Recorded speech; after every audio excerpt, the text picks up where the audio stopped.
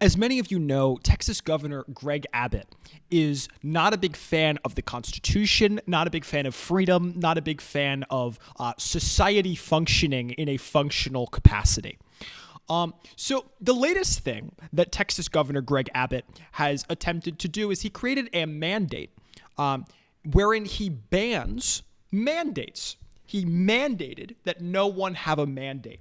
Now, what does this mean? So he's the governor, right? He is a stupid governor, don't get me wrong, but he is the governor. He was rightly elected.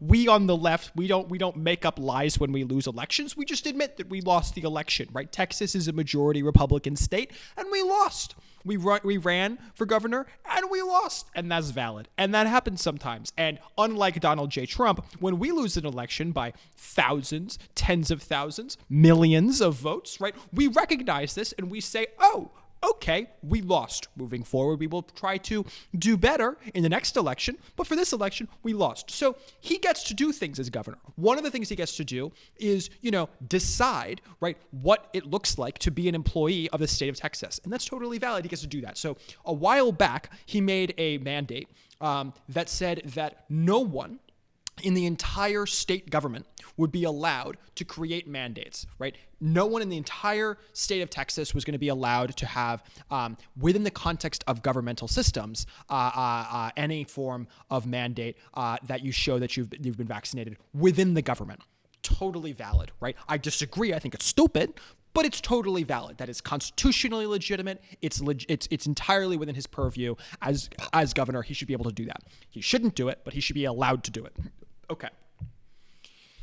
Then everything changed when the Fire Nation attacked on October 11th, when Greg Abbott decided that what he was going to do was take it a step further. What he decided to do was say that no private business, let me just repeat that, looking directly at the camera, no private business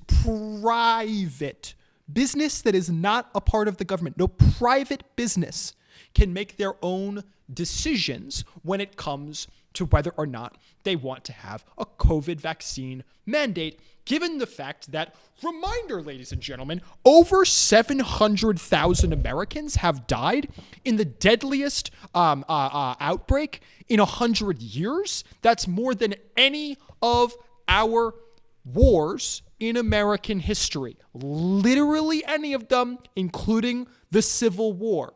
Okay? So I think this is going to sound radical, that this, stay with me here, is a bad idea.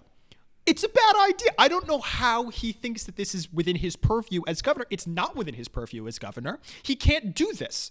This is bad. This is unconstitutional, and it's also stupid.